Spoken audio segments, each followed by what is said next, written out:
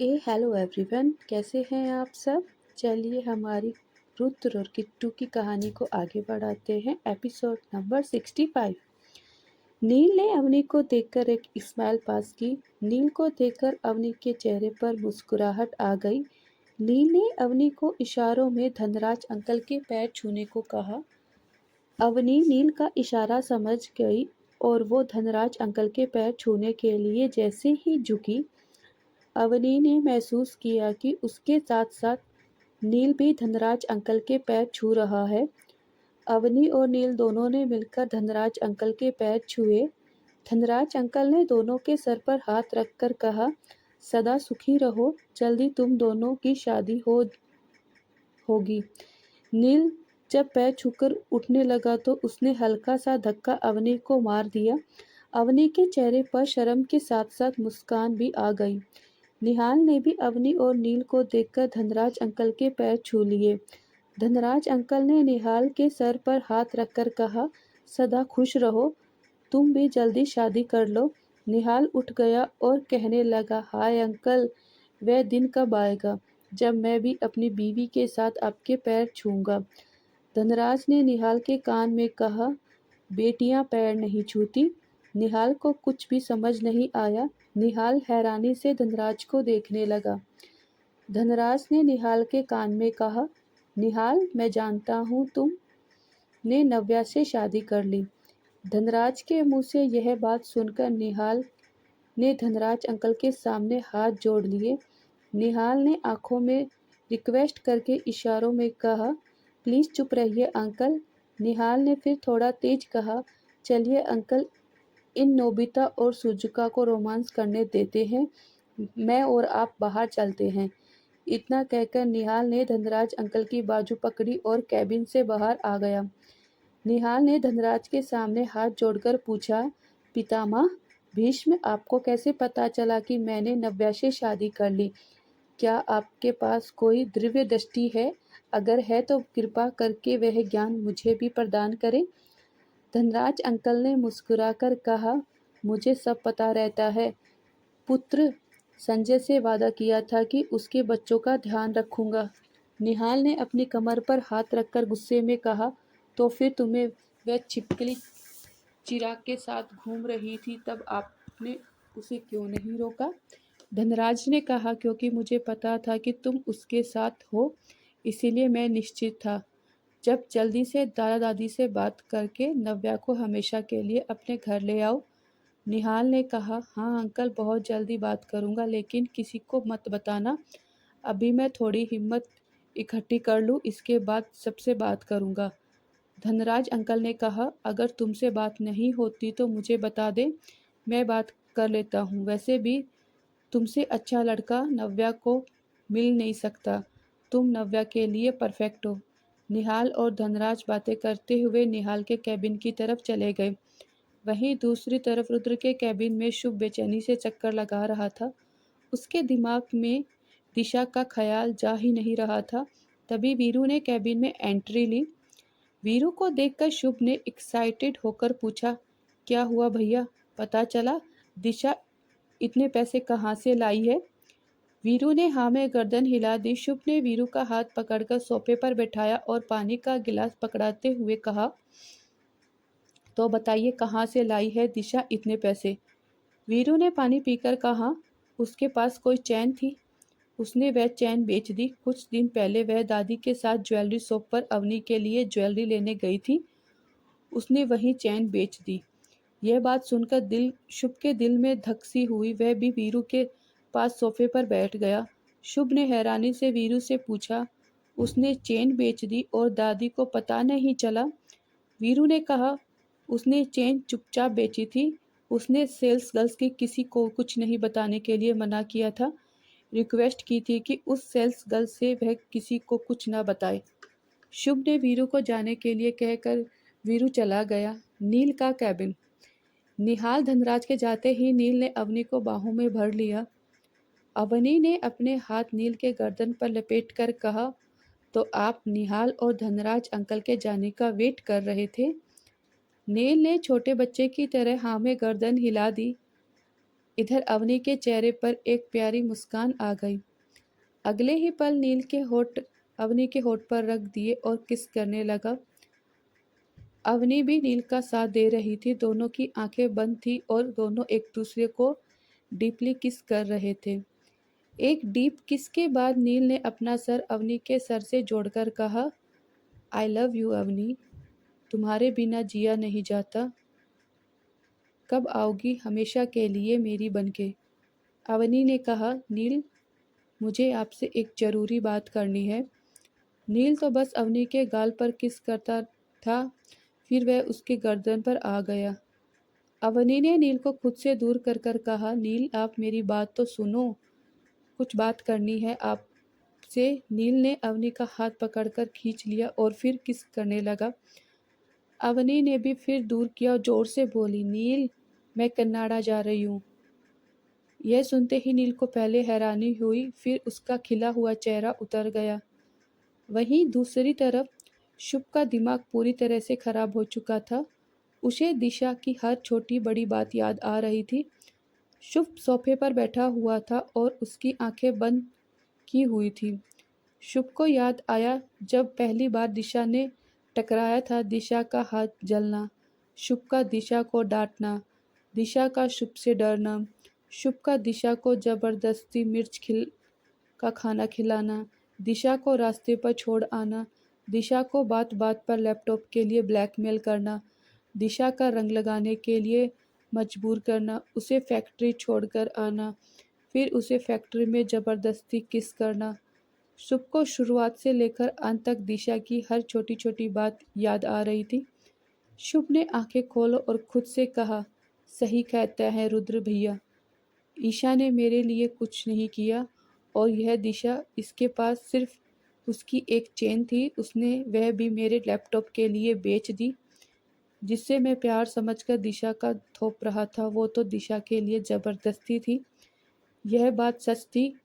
ईशा ने हमेशा शुभ के पैसों पर ऐश की थी। उसने कभी शुभ के लिए एक पैसा खर्च नहीं किया था। गिफ्ट के नाम पर ईशा ने कभी शुभ को कुछ नहीं दिया। बस शुभ को लूटती रहती थी। इसके अपोजिट दिशा के पास उसकी एक चेन थी, जिसे वह अपने मम्मी पापा कहती थी। दिशा ने अपनी सेल्फ रिस्पेक्ट के लिए उस चैन को भी बेच दिया। शुभ के सर पर इस वक्त बहुत दर्द था।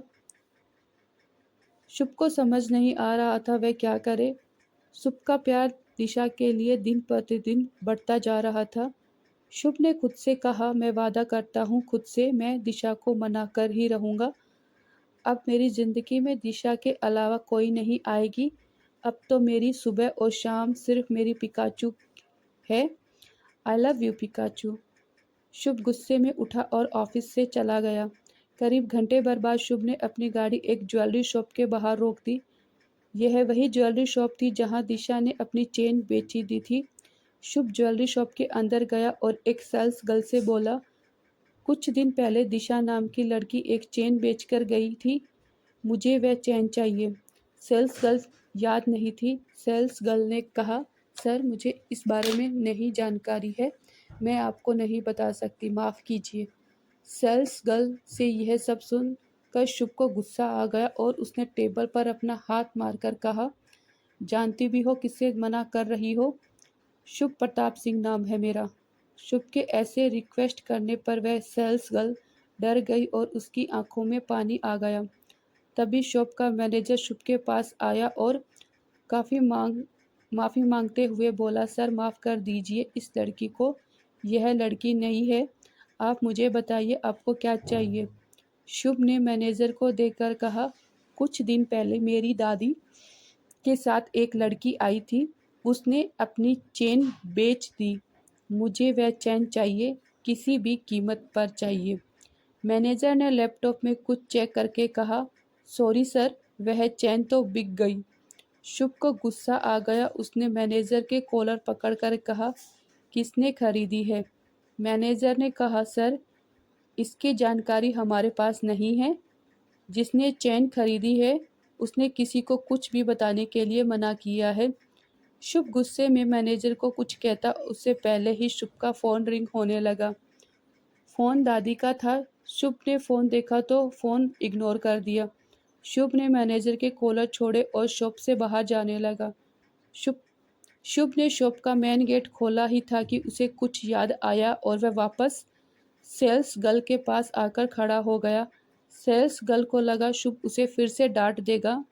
सेल्स गर्ल में कुछ सिर झुकाकर हकलाते हुए कहा, सर सॉरी, मैं नहीं जानती आप कौन हैं।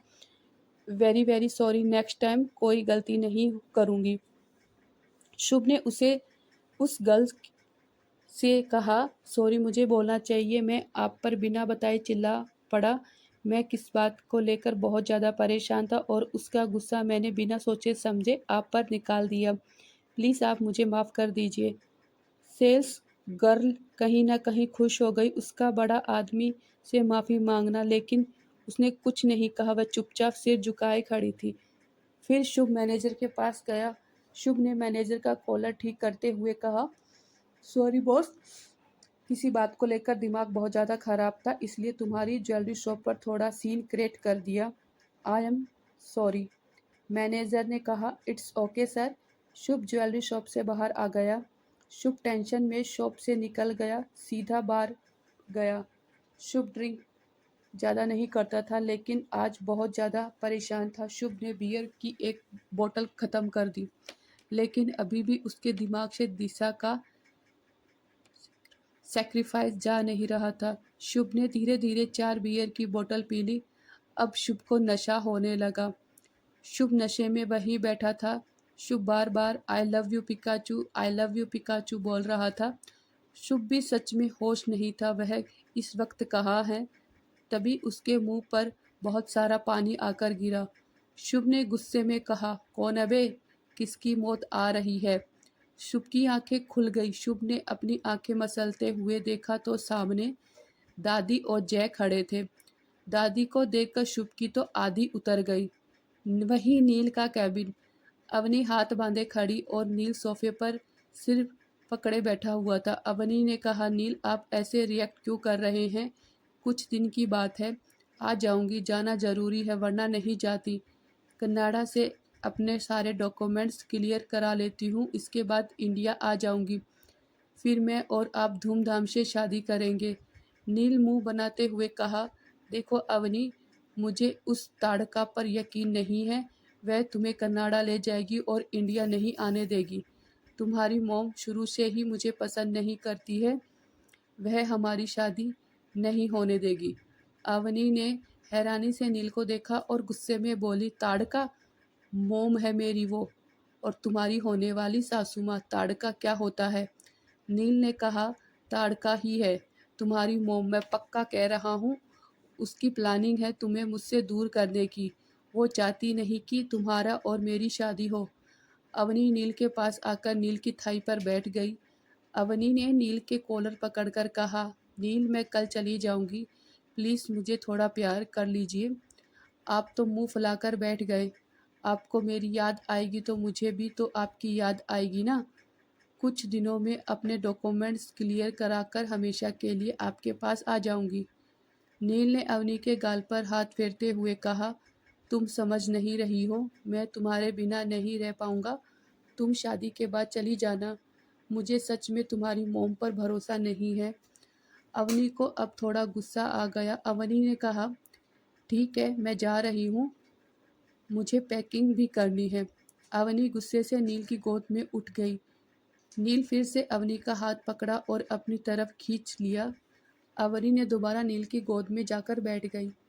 नील ने कहा, गुस्सा हो गई।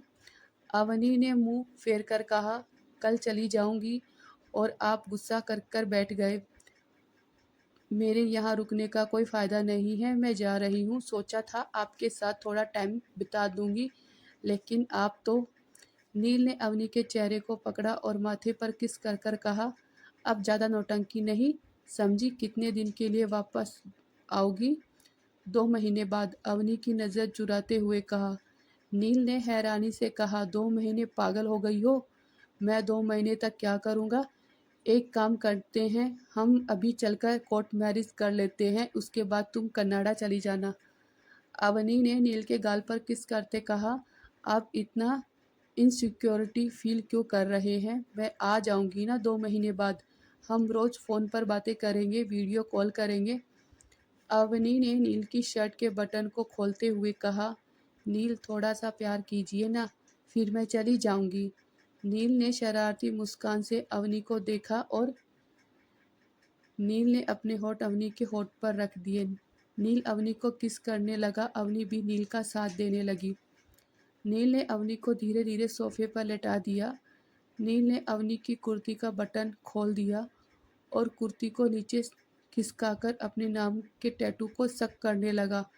अवनी के हाथ नील के बालों में थे।